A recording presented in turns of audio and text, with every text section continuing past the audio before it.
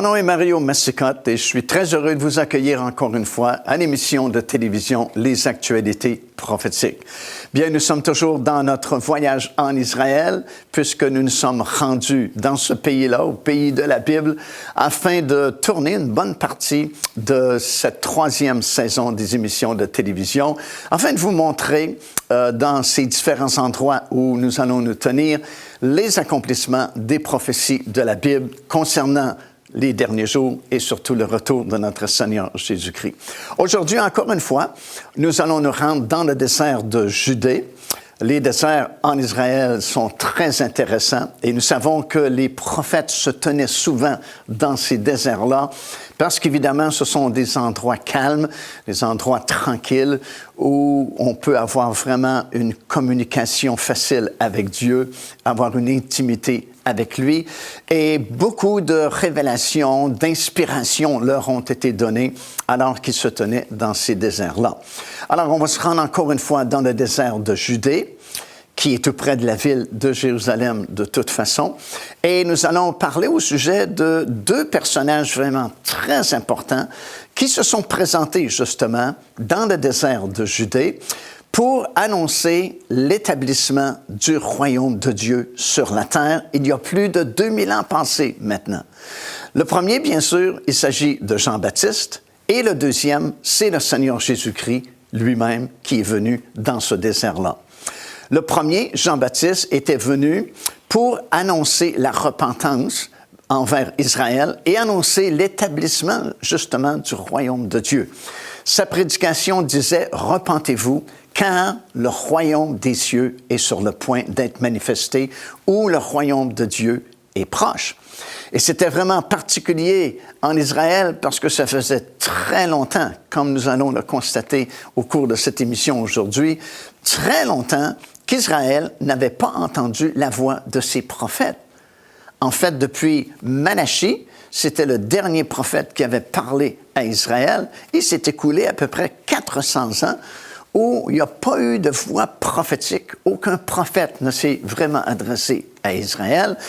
Et bien sûr, quand on a dit, voilà un prophète dans le désert qui prêche concernant le royaume de Dieu, ben ça a attiré l'attention de probablement de centaines, peut-être même de milliers de personnes qui sont venues entendre la prédication de Jean-Baptiste. Et peu de temps après, c'est Jésus lui-même qui a quitté Nazareth. On sait qu'il est né à Bethléem, mais ses parents, en fait, demeuraient à Nazareth. Ils étaient venus à Bethléem à cause de ce fameux recensement de toute la terre qui avait eu lieu à cette époque-là. Mais après la naissance de Jésus, et après avoir attendu les journées pour la purification et la présentation de Jésus au temple, selon la loi de l'Ancien Testament, ils sont bien sûr retournés à Nazareth. Et c'est là où Jésus a grandi. Et à un certain moment donné, il a ressenti que le temps était venu pour débuter son ministère public. Il avait sans doute 30 ans à l'époque. Il a quitté Nazareth pour se rendre dans ce désert-là de Judée, exactement au même endroit où Jean-Baptiste prêchait la repentance et l'établissement prochain du royaume de Dieu. Et si vous regardez à la prédication que Jésus faisait à cette époque-là, c'était exactement la même prédication que Jean-Baptiste faisait. Il disait « Repentez-vous, car le royaume des cieux est sur le point d'être accompli. » Et peu de temps après, il s'est rendu justement à Jérusalem afin de se présenter comme roi d'Israël et accomplir cette prophétie-là que nous retrouvons dans la Bible, qui est dans le psaume 24, alors que ça dit « Élevez-vous, portes éternelles, laissez entrer le roi de gloire. » Bien sûr, on parle au sujet de la porte dorée qui devait laisser passer Jésus à ce moment-là, alors qu'il se présentait comme roi en Israël. Et ce que nous allons découvrir au cours de cette émission, c'est qu'Israël n'a pas reconnu son roi. En fait, ils ont rejeté Jésus comme leur roi, et cette vieille prophétie n'a pas été accomplie à ce moment-là. Mais comme toutes les autres prophéties, elle doit être accomplie un jour et elle le sera. Nous le lisons dans Michée, le 2e chapitre, alors qu'il y aura ce grand défilé du roi des rois avec tous ses rachetés qui traverseront cette nouvelle porte dorée un jour.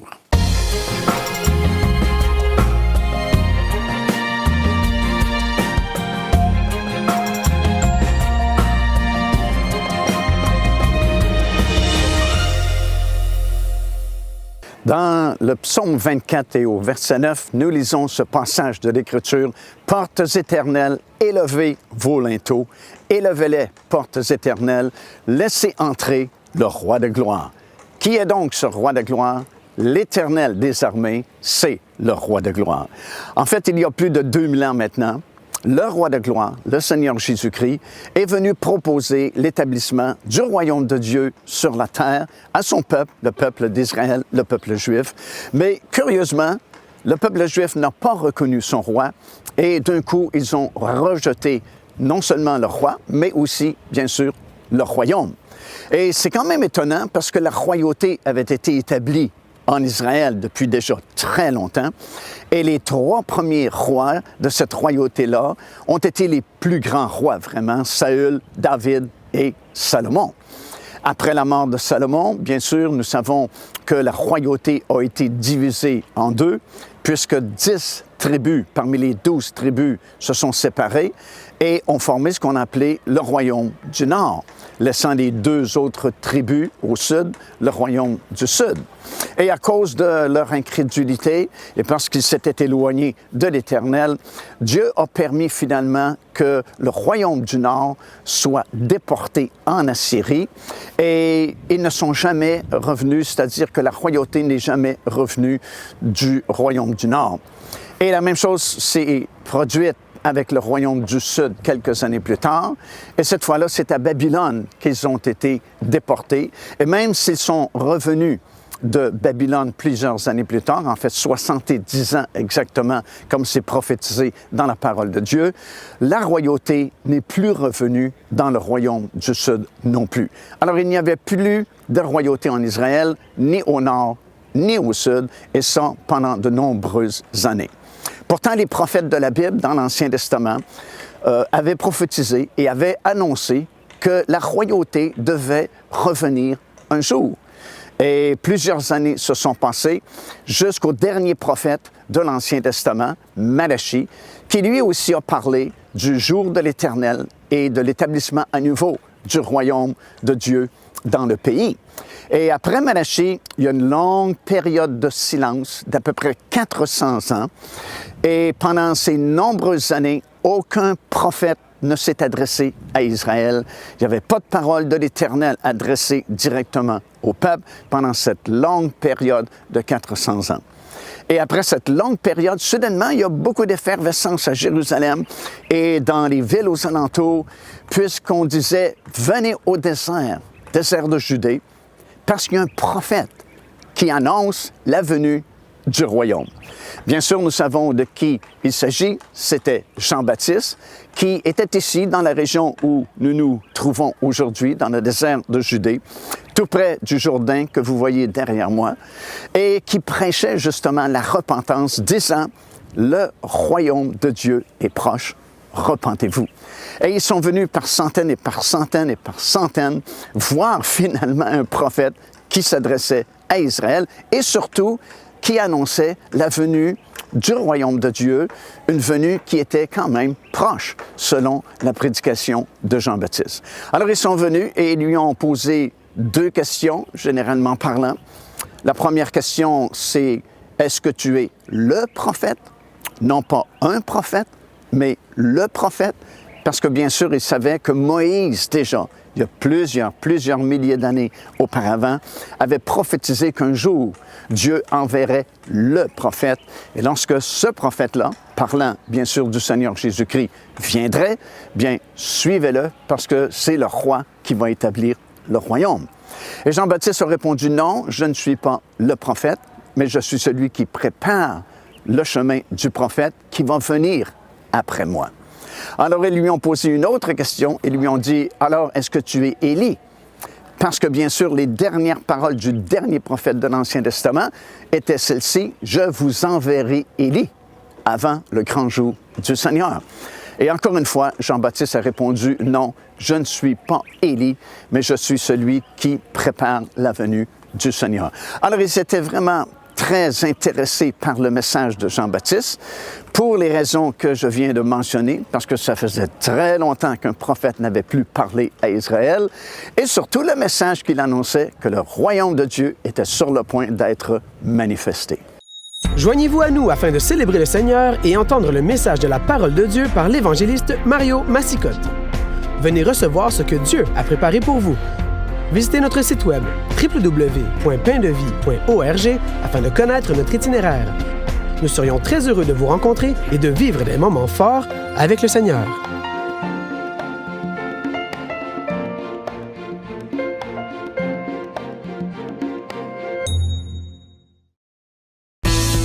Procurez-vous cet enseignement disponible dès maintenant sur notre site web au www.paindevie.org. En visitant notre boutique web, vous pourrez commander ou même télécharger les enseignements. Vous trouverez aussi plusieurs autres produits contenant des centaines de sujets pour votre édification. Alors, Jean-Baptiste avait dit « Je suis celui qui prépare le chemin pour celui qui doit venir après moi, c'est-à-dire le prophète, le Seigneur Jésus-Christ. » Et effectivement, peu de temps après cela, Jésus s'est pointé lui aussi au désert, précisément là où nous nous tenons aujourd'hui, dans le désert de Judée, face au Jourdain. De l'autre côté, vous avez cet endroit qui s'appelle encore aujourd'hui Béthanie, au-delà du Jourdain. Et si vous allez dans l'Évangile de Jean, vous pouvez lire ce verset où il est écrit que Jean-Baptiste baptisait dans un endroit qui s'appelait Béthanie, au-delà du Jourdain. Bien, Béthanie, au-delà du Jourdain est juste derrière moi, juste de l'autre côté du Jourdain qui coule derrière moi. Et c'est vraiment ici que Jean-Baptiste baptisait. Et c'est ici que Jésus avait quitté Nazareth, la ville où il a grandi, pour venir à Béthanie, au-delà du Jourdain, ou à cet endroit où nous sommes présentement. Et lui aussi avait le même message. Il a prêché « Repentez-vous, car le royaume des cieux est proche ». Et bien sûr, nous savons qu'il a été baptisé par Jean-Baptiste dans les eaux du Jourdain, ce qui n'était pas en réalité le baptême chrétien tel que nous le connaissons. Et nous aurons l'occasion d'en parler plus en détail dans une autre émission que nous vous présenterons, alors que nous allons réaliser que plutôt que d'être un baptême chrétien, c'est plus un transfert sacerdotal entre Jean-Baptiste et le Seigneur Jésus-Christ. Mais de toute façon, dès l'instant où il va sortir des eaux du Jourdain ici, il va commencer son ministère public qui va durer à peu près 3 ans. Et à partir de ce moment-là, précisément, Jésus va marcher vers une journée en particulier qui avait été prophétisée il y a très longtemps par Daniel, le prophète, journée durant laquelle Jésus devait officiellement se présenter à Israël afin d'être accepté comme le roi d'Israël et afin de permettre l'établissement du royaume de Dieu sur la terre avec le peuple juif. Et c'est pourquoi, si vous relisez les évangiles, sachant que dès l'instant où Jésus sort des eaux du baptême ici, ou du transfert sacerdotal, il marche de façon incontournable vers cette journée-là, bien, vous allez mieux apprécier tous les détails de son parcours durant ces 3 années-là, parce qu'il ne marche pas à l'aveuglette. Il n'y a rien qui arrive vraiment par accident ou par hasard, mais tout est bien calculé, tout est bien déjà préparé par Dieu le Père là-haut dans le ciel, afin de préparer toutes choses pour que lorsque cette journée qui avait été prophétisée il y a très longtemps par Daniel soit arrivée, bien, toutes les choses soient bien en place pour que le peuple juif puisse vraiment reconnaître son Messie, reconnaître Jésus comme le roi d'Israël et permettre l'établissement du royaume de Dieu. Alors, c'est très intéressant de reméditer, relire les évangiles dans ce contexte-là. Et finalement, au bout de ces 3 années-là, la journée qui avait été prophétisée par Daniel est sur le point d'arriver et Jésus délibérément va monter à Jérusalem parce que c'est là que ça doit se produire et délibérément il va arriver quelques jours plus tôt, comme nous lisons dans les évangiles, pour demeurer à Béthanie. Béthanie, c'était ce petit village situé dans le flanc de la montagne des Oliviers et va demeurer chez Marthe, Marie, Lazare pendant quelques jours.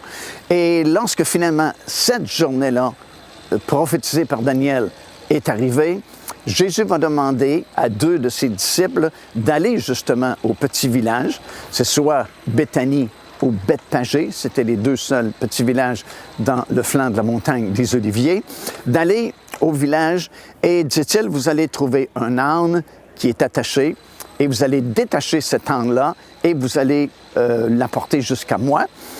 Et c'est ce qu'ils ont fait. Et bien sûr, il y avait cet âne qui était là attaché.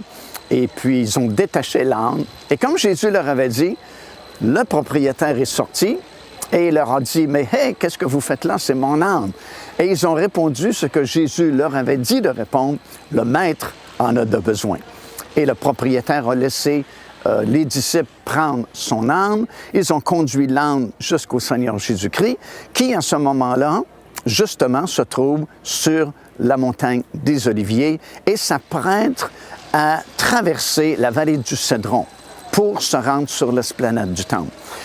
À l'époque de Jésus, il y avait un pont qui était construit au-dessus de la vallée du Cédron et qui reliait la montagne des Oliviers à la porte dorée qui, elle, permettait l'accès sur l'esplanade du Temple, là où était construit le Temple autrefois. Et Jésus devait traverser, monter sur cet âne, sur ce pont-là, pour se présenter et que ces portes-là, comme nous avons lu au tout début dans le psaume 24, ça disait prophétiquement « Ouvrez-vous, portes éternelles, laissez entrer le roi de gloire ». Bien, c'était une prophétie pour cette journée-là précise où Jésus devait entrer triomphalement à Jérusalem par la porte dorée, qui à l'époque de Jésus n'était pas bloquée comme il l'est aujourd'hui, et afin de donner l'opportunité à Israël de le reconnaître comme son roi et d'établir le royaume de Dieu. Et déjà, la foule, parce que ça nous explique aussi que cette journée-là précisément, il y avait la plus grande foule qu'on n'a jamais vue à Jérusalem. Pour différentes raisons que je n'ai pas le temps d'énumérer aujourd'hui, mais c'était vraiment la plus grande foule qu'il y avait. Et de toute façon, on était à 4 jours de la fête de la Pâque, et selon la loi de l'Ancien Testament, et c'est encore vrai plus ou moins aujourd'hui, mais surtout à l'époque de l'Ancien Testament, tous les hommes devaient monter à Jérusalem pour les 3 grandes fêtes annuelles, la Pâque, la Pentecôte et la fête des Tabernacles. Alors déjà, il y avait des milliers et des milliers de Juifs qui étaient montés à Jérusalem pour célébrer la fête. Ils étaient montés, bien sûr, avec leur famille et c'est pourquoi il y avait beaucoup de monde présent en cette journée-là à Jérusalem. Alors Jésus va monter sur cet âne et va commencer la traversée de ce pont-là vers la porte dorée et déjà la foule criait « Béni soit le roi qui vient au nom du Seigneur ». Alors jusqu'ici, ça va bien. Mais à l'extrémité du pont, de l'autre côté, il y a les religieux qui étaient là, les prêtres, les pharisiens, les sadducéens, les sacrificateurs, qui, eux, n'étaient pas d'accord du tout à ce que Jésus s'auto-proclame roi d'Israël, parce qu'ils comprenaient tout à coup que Jésus s'appropriait d'une vieille prophétie mentionnée dans le livre de Zacharie, dans le chapitre 9 et au verset 9, qui disait ceci, « Réjouis-toi, fille de Sion, car ton roi vient à toi monter sur le dos d'un âne. » C'est pourquoi ça prenait un âne pour accomplir les détails de cette prophétie. Et eux ont comme réalisé que Jésus s'appropriait de cette prophétie-là et s'auto-proclamait roi d'Israël et ils n'étaient pas d'accord avec Jésus, ils n'étaient pas d'accord du tout que Jésus était le roi d'Israël. Et du même coup, ils ont rejeté le roi. Ils ont comme manipulé la foule pour que Jésus soit rejeté comme roi d'Israël, empêchant ainsi l'établissement du royaume de Dieu. Bien sûr, c'était dans les plans de Dieu, parce que Dieu savait à l'avance qu'Israël était pour rejeter le roi et du coup rejeter le royaume. Et effectivement, 4 jours plus tard, Jésus est crucifié sur la croix de Golgotha, mais 3 jours après, il va ressusciter d'entre les morts et le message de cette bonne nouvelle du royaume maintenant sera prêché à toutes les nations, pas uniquement à Israël, mais à toutes les nations, afin, comme le dit l'Écriture, quiconque invoquera le nom du Seigneur pourra être sauvé. Et c'est ce qui s'est passé depuis ces 2 milliers d'années passées, où la bonne nouvelle du royaume de Dieu a été annoncée à peu près dans toutes les nations du monde. Et des millions, littéralement, millions et millions de personnes ont accepté Jésus, non seulement comme Seigneur de leur vie, non seulement comme Sauveur de leur âme, mais aussi comme le Roi de leur vie. Et du coup, en acceptant Jésus comme Seigneur, Sauveur et Roi de leur vie, le royaume de Dieu est venu s'établir en eux. Alors, si aujourd'hui vous avez accepté Jésus comme votre Seigneur et Sauveur personnel, vous avez accepté Jésus aussi comme votre Roi, et du coup, le royaume de Dieu a été établi en vous, comme vous-même, vous avez été transportés dans le royaume de Dieu, qui depuis cette époque-là, de la résurrection de Jésus, est dans sa phase spirituelle, parce qu'il n'y a pas un bureau-chef en quelque part en particulier, mais très bientôt maintenant, ce royaume annoncé depuis si longtemps sera établi sur la terre de façon physique, littéraire, réelle, et nous serons dans ce royaume en train de régner avec le Seigneur Jésus-Christ pour l'éternité. Devenez partenaire avec ce ministère par votre soutien financier et aidez-nous à planter le flambeau de l'Évangile à travers le monde entier. Vous recevrez un enseignement audio à tous les mois de la part de l'évangéliste Mario Massicotte, ainsi que notre bulletin de nouvelles prophétiques incluant des enseignements bibliques, des nouvelles du ministère et des commentaires sur les actualités prophétiques. Débutez dès aujourd'hui en visitant notre site web www.paindevie.org ou par courriel à info@paindevie.org ou en nous écrivant à Pain de Vie, casier postal 426 800, Square Victoria, Montréal, Québec, H4Z 1J7.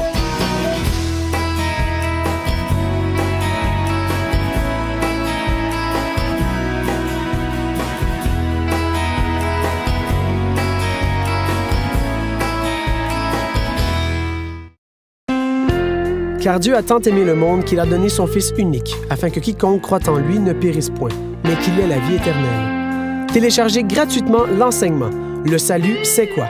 en visitant notre site web www.paindevie.org et recevez la grâce merveilleuse que Dieu vous offre. Alors, comme nous avons pu le constater au cours de cette présentation, Israël n'a pas reconnu son roi. Ils ont même rejeté leur Messie, leur roi. Cette vieille prophétie, inscrite dans le psaume 24, n'a pas été accomplie, mais comme j'ai mentionné en début de l'émission, un jour, il faut que cette prophétie soit accomplie, comme toutes les autres prophéties de la Bible. Et ce sera lorsque le Seigneur Jésus-Christ sera revenu comme roi des rois et Seigneur des seigneurs, avec tous ces rachetés. Nous allons traverser cette nouvelle porte dorée qui sera construite à cette occasion-là et cette prophétie finalement sera accomplie.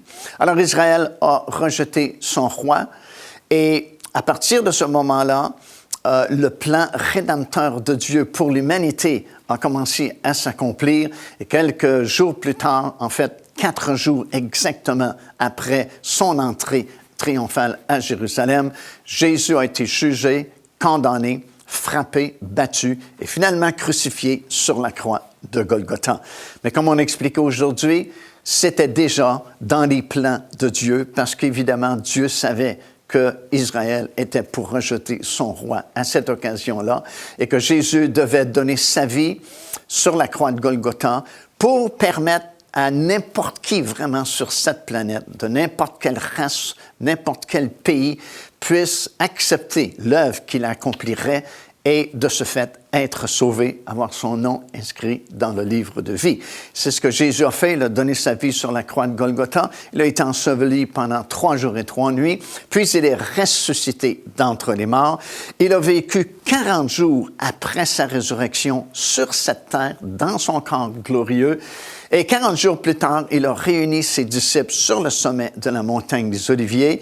Et alors qu'il était en train de leur donner ses derniers ordres, il a été enlevé dans les airs et il est retourné au ciel d'où il était venu. Et à partir de ce moment-là, le royaume de Dieu, qui aurait pu être établi sur la terre il y a plus de 2000 ans maintenant si Israël avait reconnu et accepté son roi, est entré dans ce qu'on appelle sa phase spirituelle ou sa phase mystérieuse, c'est-à-dire que depuis la mort et la résurrection du Seigneur Jésus-Christ et jusqu'à aujourd'hui encore, c'est possible d'entrer dans le royaume de Dieu en acceptant Jésus comme son roi, non seulement comme son sauveur, non seulement comme son Seigneur, mais en l'acceptant comme roi et maître de notre vie. Nous sommes transportés automatiquement, instantanément dans le royaume de Dieu. C'est ce que Paul dit dans son épître aux Galates. Il dit « Rendez grâce au Père, parce qu'il vous a délivré de la puissance des ténèbres et il vous a transportés dans le royaume du Fils de son amour. » Alors, dès l'instant où une personne, en quelque part sur cette planète, accepte le Seigneur Jésus-Christ comme son Seigneur, son Sauveur, automatiquement, il l'accepte aussi comme son roi et instantanément, il est transporté de façon spirituelle dans le royaume de Dieu. Alors, nous sommes présentement dans cette phase-là spirituelle du royaume de Dieu. Et lorsque Jésus va revenir sur cette terre, en personne, bien, le royaume de Dieu sera établi de façon réelle, physique, littérale, et le bureau-chef sera à Jérusalem, et le gouvernement de Dieu s'étendra sur toute la face de cette planète. Alors, il n'est pas trop tard pour accepter le roi, le Seigneur Jésus-Christ, dans votre vie, et déjà être transporté spirituellement dans son royaume, pour qu'un jour, vous puissiez revenir avec lui de façon physique, littérale, et vivre dans le royaume de Dieu qui sera établi à la grandeur de la planète et qui ne passera jamais. On est dans cette période que nous appelons le recrutement, c'est-à-dire que Dieu envoie une invitation par sa parole, par ses prédicateurs, par ses disciples qui témoignent son nom à des millions et des millions de personnes sur cette planète. L'invitation à faire partie de son royaume de façon spirituelle d'abord, qui va de toute façon changer littéralement votre vie, parce que si quelqu'un accepte le Seigneur Jésus-Christ, la Bible déclare qu'il devient déjà une nouvelle créature dans le Seigneur, et que les choses anciennes sont finies et toutes choses deviennent nouvelles. Mais un jour, vous allez être vraiment avec lui dans ce royaume qui sera établi sur la terre et qui ne passera jamais. Alors profitons de cette invitation aujourd'hui même. Ici l'évangéliste Mario Massicotte qui vous invite à vous inscrire à notre lettre de nouvelles électronique.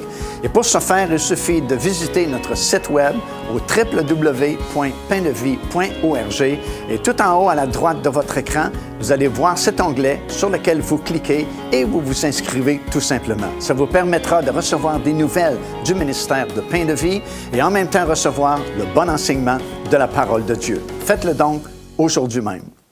Joignez-vous à nous afin de célébrer le Seigneur et entendre le message de la parole de Dieu par l'évangéliste Mario Massicotte.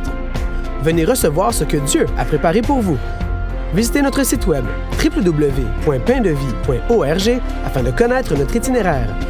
Nous serions très heureux de vous rencontrer et de vivre des moments forts avec le Seigneur.